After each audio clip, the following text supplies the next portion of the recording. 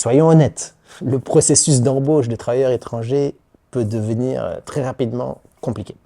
Et surtout si on ne connaît pas toutes les exigences. Je vais vous donner quelques défis fréquents qu'on rencontre et puis des conseils pour les surmonter.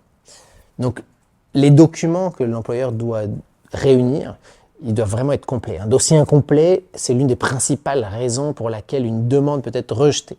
Donc, je vous mets ici la liste des documents souvent demandés. Donc, il nous faut une description détaillée du poste, y compris les qualifications, les responsabilités et les exigences spécifiques. 2, les preuves que vous avez tenté de recruter localement, donc les copies des publicités publiées, donc par exemple ce que vous avez publié sur JobBank, sur Indeed ou les autres sites de recrutement.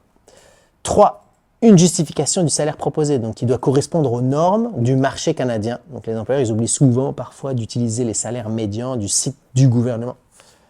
4, une copie du contrat de travail que vous offrez aux travailleurs, donc qui doit inclure tous les détails de salaire, des heures de travail, les avantages sociaux et toutes les conditions générales.